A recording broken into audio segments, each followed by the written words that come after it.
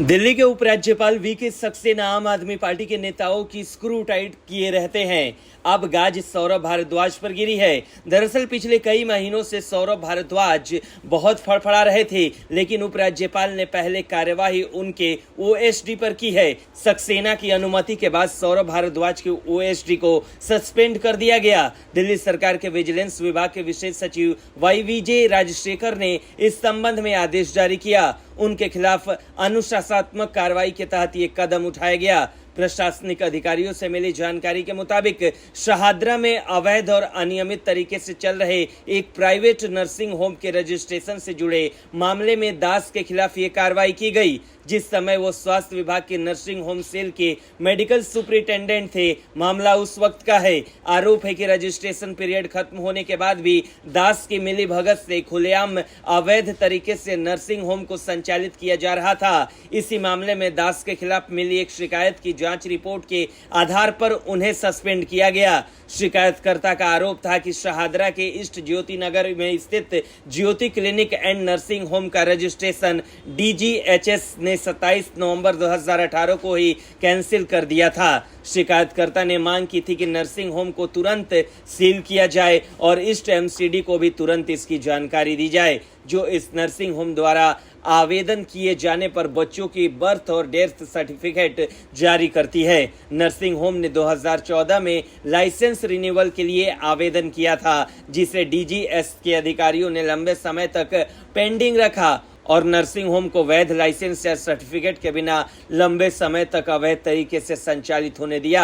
इस मामले में स्वास्थ्य विभाग की जांच में नतीजा निकला कि नर्सिंग होम सेल के तत्कालीन मेडिकल सुपरिटेंडेंट डॉक्टर आर.एन. दास इसके लिए जिम्मेदार हैं। बाद में दिल्ली सरकार की एंटी करप्शन ब्रांच ने भी इस मामले की जांच के बाद कहा कि पहली नजर में ये भ्रष्टाचार का मामला है और इसमें विस्तृत जांच जरूरी है।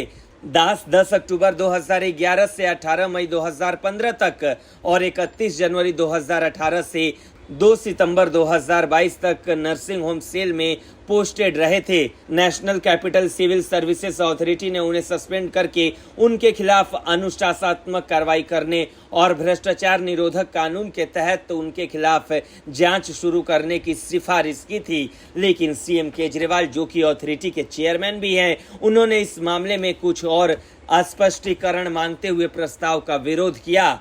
बाद में सतर्कता निदेशालय ने स्पष्टीकरण दिया, जिसे स्वीकार करते हुए एलजी ने दास को सस्पेंड करने की अनुमति दी। उधर मामले में स्वास्थ्य मंत्री सौरभ भारद्वाज ने अपने ओएसडी डॉक्टर आर.एन. दास के सस्पेंशन को लेकर कहा कि एलजी ने मेरा पूरा ऑफिस खाली करा दिया। जितने भी एडवाइजर, फेलो, कंसल्टेंट थे, सभी को एक एक करके हटा दिया गया, जबकि ये लोग विदेश से डिग्री लेकर आए थे। कोई आईआईएम और आईआईटी से था। मेरे जितने भी ओएसडी सेक्रेटरी थे, इन सब के ऊपर किसी न किसी पुराने मामले में मुकदमा चलाने की कोशिश की जा रही है। मंत्री ने कहा कि कोई भी मामला मेरे कार्यालय का नहीं है। सभी पुराने मामले में कुछ ना कुछ कमी निकालकर सस्पेंड किया जा रहा है, फिर जांच चलती रहती है। उन्होंने कहा कि मेरे और भी ओएसडी को इरिगेशन विभाग थे, डूसिब, यूडी, हेल्थ, जल बोर्ड आदि के साथ यही किया जा रहा। उन्होंने कहा कि सच्चाई ये है कि एलजी जब भी मुझे पत्र लिखते हैं, 1 घंटे में उन्हें जवाब मिल जाता है, जिससे वो परेशान रहते हैं। उन्हें लगता है कि इतनी जल्दी डेटा कैसे मिल जा रहा है, इसलिए मेरे ऑफिस को खाली करने में लगे हुए हैं। विजिलेंस भी उनके पास है और सर्विस भी। Bureau report, news talk. Delhi के मुख्यमंत्री अरविंद केजरीवाल ने 2 जून को जेल जाने से बचने के लिए बड़ा दांव चला। सुप्रीम कोर्ट से झटका मिलने के बाद अब Arvind Kejriwal Rouse Avenue Court पहुंचे, लेकिन केजरीवाल को कोर्ट ने दिया बड़ा झटका। ईडी ने अरविंद केजरीवाल की याचिका का विरोध किया। ईडी ने कहा कि अगर उनकी सेहत खराब है तो फिर वो इतने जोर शोर से चुनाव प्रचार क्यों कर रहे थे। आबकारी नीति घोटाला केस में गिरफ्तार होने के बाद अरविंद केजरीवाल ने पहली बार नियमित जमानत की अर्जी लगाई है। अभी वो अंतरिम जमानत पर 1 जून तक जेल से बाहर हैं। ईडी की तरफ से एएसजी एसवी राजू ने अरविंद केजरीवाल की याचिका पर जवाब दाखिल किया। उन्होंने कहा कि मुझे अभी अभी एक कॉपी मिली है, मुझे जवाब दाखिल करने के लिए समय चाहिए। उन्होंने कहा कि अरविंद केजरीवाल पंजाब में चुनाव प्रचार कर रहे हैं। ईडी ने सवाल किया कि क्या उनका स्वास्थ्य उन्हें चुनाव प्रचार करने से नहीं रोक रहा। उन्होंने बहुत जोर शोर से अपनी पार्टी का प्रचार किया और अब अंतिम समय में जमानत याचिका दायर की जा रही है।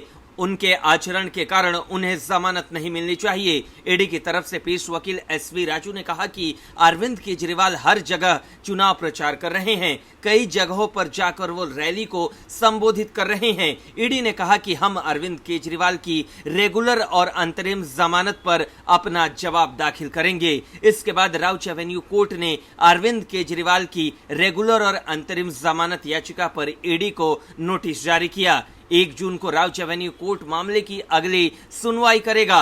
बता दें कि अरविंद केजरीवाल ने राउच एवेन्यू कोर्ट में 2 अलग अलग जमानत याचिकाएं दाखिल की है, एक रेगुलर बेल की तो दूसरी अंतरिम जमानत की। दरअसल अरविंद केजरीवाल को 1 दिन पहले ही सुप्रीम कोर्ट से झटका लगा था। शीर्ष अदालत ने अंतरिम जमानत 7 दिन बढ़ाने की मांग खारिज कर दी थी। अरविंद केजरीवाल ने अपनी याचिका को तुरंत सूचीबद्ध करने की गुहार लगाई थी, मगर सुप्रीम कोर्ट ने मांग खारिज कर दी और निचली अदालत का दरवाजा खटखटाने का आदेश दिया था। सुप्रीम कोर्ट के आदेश के मुताबिक आम आदमी पार्टी के संयोजक को 2 जून को सरेंडर करना होगा। सुप्रीम कोर्ट की रजिस्ट्री ने याचिका स्वीकार करने से इनकार करते हुए कहा था कि चूंकि अरविंद केजरीवाल को नियमित जमानत के लिए निचली अदालत जाने की छूट दी गई है, तो ये याचिका सुनवाई योग्य नहीं है। जस्टिस जेके माहेश्वरी और जस्टिस केवी विश्वनाथ की वेकेशन बेंच ने मंगलवार को मुख्यमंत्री की ओर से पेश हुए वरिष्ठ अधिवक्ता अभिषेक मनु सिंघवी की दलीलों पर संज्ञान लिया।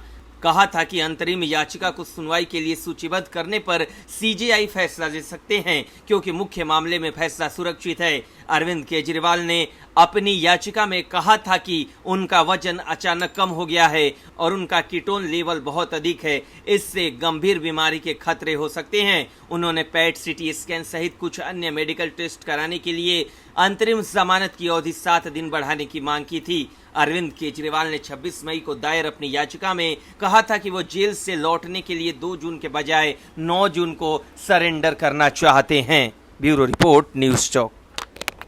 आम आदमी पार्टी की राज्यसभा सांसद स्वाति मालीवाल ने एक बार फिर अपनी ही पार्टी पर गंभीर सवाल खड़े किए। स्वाति मालीवाल ने कहा है कि उनके जरिए पार्टी के दूसरे नेताओं को ये संदेश देने की कोशिश हो रही है, किसी भी गलत हरकत के खिलाफ आवाज उठाने पर गंभीर परिणाम भुगतने पड़ेंगे।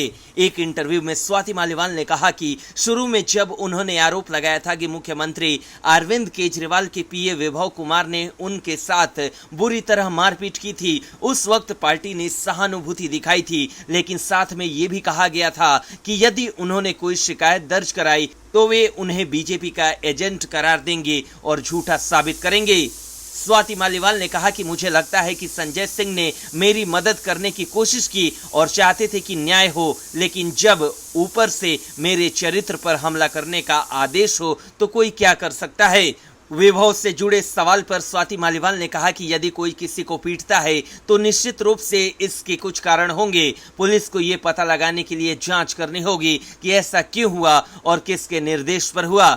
पूर्व डीसीडब्ल्यू प्रमुख ने कहा कि सीएम जेल से बाहर आ गए थे और हर कोई उनसे मिलने जा रहा था। मैं भी गई, मैं उन्हें नहीं बताया था कि मैं आ रही हूं, न ही मुझे पता था कि वो वहां होंगे। यदि वो वहां नहीं होते तो मैं सिर्फ उनके परिवार से मिलती और वापस चली जाती। स्वाति मालीवाल ने पॉलीग्राफ टेस्ट कराने की अपनी मांग दोहराई और कहा कि कुमार का भी पॉलीग्राफ टेस्ट कराया जाना चाहिए। मालीवाल ने कहा कि पिछले कुछ सालों में हम कई मौके पर मिले हैं, लेकिन मैं उन्हें अपना सहकर्मी नहीं मानूंगी, क्योंकि मैं हमेशा जमीनी कार्यकर्ता रही हूं और वो पहले मनीष सिसोदिया और फिर सीएम केजरीवाल के पीए थे। कुमार पूरी तरह बदल गए हैं, लोग अब उनके प्रभाव से डरते हैं। मालीवाल ने कहा कि जब मैं ड्राइंग रूम में थी, जो मुख्य द्वार से दूर है, तो सुरक्षा कर्मियों ने शोर नहीं सुना होगा, केवल घर के अंदर के लोगों ने ही सुना होगा।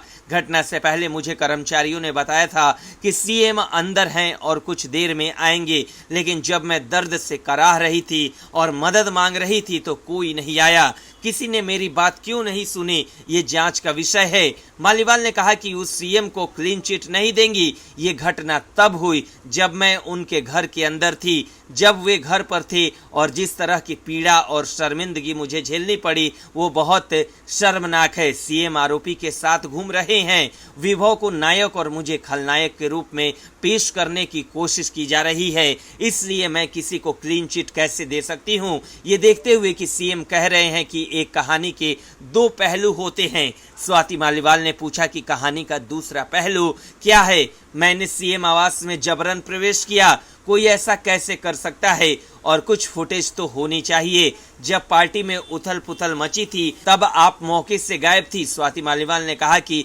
हार्वर्ड कॉन्फ्रेंस के लिए अमेरिका में थी, उसके बाद अपनी बहन से मिलने गई थी जो बीमार थी। मैं उनके साथ 15 दिन तक रही और वापस आ गई। अगर यही कारण है घटना के लिए तो ये काफी शर्मनाक है। स्वाति ने कहा कि एक और सांसद हैं जो सिर्फ 2 दिन पहले लौटे हैं, जबकि मैं 2 महीने पहले आई थी। हालांकि उन्हें रेड कॉर्पेट ट्रीटमेंट मिला और उन्हें मंच पर बैठाया गया, जबकि मुझे पीटा गया।